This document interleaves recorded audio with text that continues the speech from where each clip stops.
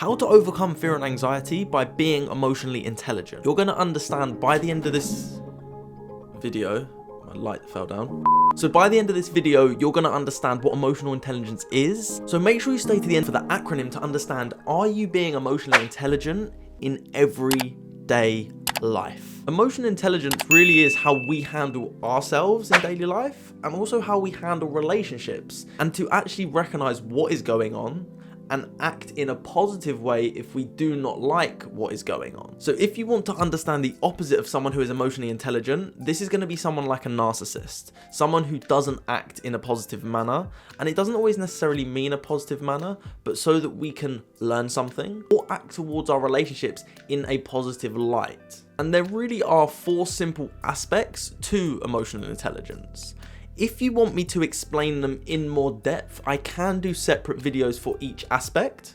So just comment down below, yes, if you want me to make separate videos. But I will explain the basics of them if you just want to understand and outline what emotional intelligence really is. The first aspect of emotional intelligence is self-awareness.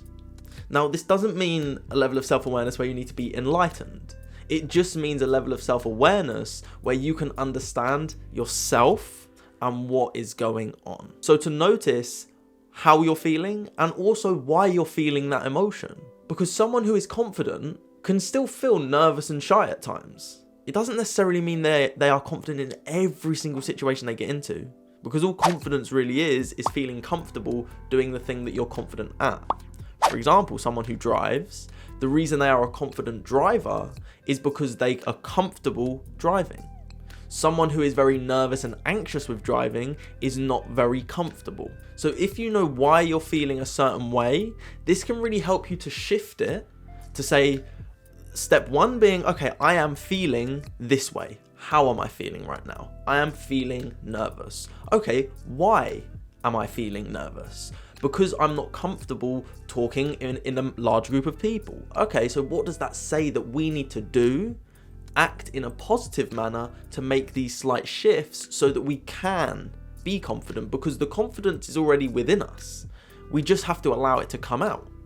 We've spoken the language of shy, anxious, and worried for so long that our subconscious behavior and pattern is to be shy, anxious, and worried. So we have to first unlearn what we learned and relearn something new. And this doesn't just happen like that by the snap of the fingers. It takes a bit of time because we need to understand, what do I need to do to be confident? To have a high level of self-awareness is also to have a keen intuition. Can you trust your gut? When you go into situations, have you ever got to the end of it and said, I knew that was going to happen, why didn't I listen to myself? If we can start to learn how to notice and recognize that, then we are going to be more self-aware. And the final part of self-awareness really is understanding who we are as a person. Now, on my website, if you head over to www.maxhindle.com, there's a few things on there. Now, there's a free 30-day meditation challenge if you want to master your mind. And if you do that, you just have to log onto my website. It's totally free. And you can have all 30 meditations to master your mind in 30 days. And this can really help you have that level of awareness because you're sitting with yourself. So meditation is a great tool that you can use to increase your self-awareness, but also to understand yourself. I created something called an Enneagram Assessment. Now, I'm not the founder of Enneagram, but I understood how Enneagrams work, and it's like a personality test to understand, why do I do certain things? Why do I feel certain emotions? Why am I more detached than others? Why am I more over-exaggerated than others? When we can understand who we are as a person, this will allow us to make shifts, because we can say, that makes sense why I act like that. And then we don't have to beat ourselves up for the things that we do that we may have seen as a negative before. And I'll give an example with myself. On an Enneagram, I'm a type 7. I'm a very optimistic person. I see life that it can just be ridiculously amazing. But I'm also very scattered at times. So I had to realize, and this is how it helped me, I had to realize that my focus needs to be in one place. I was trying to start 3 businesses at the time of understanding Enneagrams. When I focused on the one that I'm doing now, which is including my YouTube, which I help people overcome fear and anxiety with hypnosis, when I started focusing on that, I started to progress with that. I used to always beat myself up for half finishing books, but one of the funny facts about 7s is they tend to never finish a book. They just want that next thing. They always want more. And understanding that is a very important thing, because it makes me realize, okay, can I sit and actually finish this book? Because it's important to self-mastery, to have that level of self-awareness to grow and develop. So aspect number 2 is actually self-management. How we manage our emotions on a daily basis. As I said before about a narcissist can't manage their emotions very well. If someone annoys them, they take that annoyance home with them and take it out on everyone else. They let the next person they come into contact with feel that negative emotion because they are so negative and everything's going wrong in their life, so everyone around them must feel negative. Because someone with a high level of self-management can handle their emotions well, and in short, not letting your emotions get the better of you. Not being someone who gets angry and then takes it on everyone around them. But if you do, and I'm not an angel, and I actually did this the other day. I was doing something at work and I got a bit frustrated because I was being nagged, and I immediately snapped. But then my immediate reaction after that was to take that positive action, self-awareness, to go and apologize for my snapping, because no one's perfect and we can't expect anyone to be perfect. So even if we do snap, which is going to happen, even if we do shout and get angry, which can happen, we can allow ourselves to retract and apologize and correct what's going on. Because then what we can do is we can attune our emotions to learn something new and grow from that situation. What can you take from this? And a great example in my life is I'm not a very angry person. But a while ago, someone got very angry at me, and it was for a very silly thing. And I tried to let it go, and they kept getting angrier. I tried to let it go, they kept getting angrier. And this carried on for a while, and then immediately, the anger just got so much that I just snapped, and I said, what are you going to do about it? Do something about it then. Do something about it. And I allowed my old self to come in. But that experience has now allowed me to learn massively from it, to say, how would I handle that if that came up again? And that really is the self-management to say, okay, what can I do next time? Because like I said, no one's going to be perfect. Self-management is also allowing ourselves to feel emotions, positive and negative.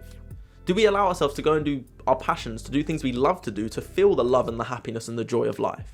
But also, when things go wrong, can we feel sad? It's okay to feel sad. It's okay to cry. It's okay to get angry at times. But what's not okay is to stay in those negative emotions, because they just disempower us. They just make us feel negative. They just draw us down. And I'm not going to say we're never going to feel them, because we all feel them at times. But can we make shifts and from that learning, take ourselves in a different direction to effectively reframe it to something that is positive, but also go through those emotions? If you've been broken up with, feel that sadness.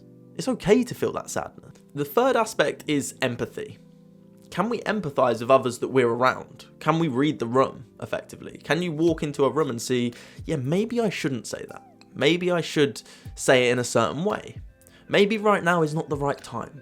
And also, as I said about if someone's broken up with someone, is it right to say to them immediately, there's plenty more fish in the sea, get over it, you're fine, don't be sad, stop crying, it's just a breakup? Or can we allow them to say, it's okay to feel sad right now. You do realize like you've lost something that you once had. It's like you're mourning a death of a relationship effectively. It's okay to feel those negative emotions. Can we empathize with people? And even if we speak to that person that is in that sad and emotional state, if they snap at us, can we not take that personally because we understand that they're in a tough place? Okay, they may have just gone through a lot in their life. They may have cut us off completely. We could have seen that initially as a negative thing, and we could have felt a lot of pain from that. We could have felt a lot of struggle from that. But is it fair for us to allow what they have just done immediately in a highly emotional state to affect how we view that person? Because that's not them. That is just them going through a tough time. And sometimes we need to remove our ego from it and say, okay, I know you hurt me, and I know you just cut me off, which I felt really bad at. And I didn't like that. But I understand because you're going through a tough time. And a great example that I can use with my life is I don't speak to my dad anymore. He attacked my mum a few years ago, and it was a very negative situation, very toxic situation. I used to work for him. It was hot. I just didn't get on with him. I never really got on with him. And I haven't spoken to him for a very long time. I do totally understand why he is such an angry and aggressive person, because his parents were the same. So it makes sense.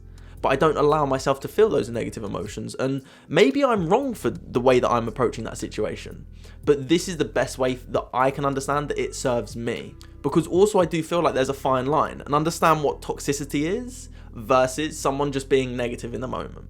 Someone being negative and just being drowsy and just being sort of, oh, everything sucks, life sucks, versus someone who's actually negatively digging you and telling you you're useless, all this kind of stuff.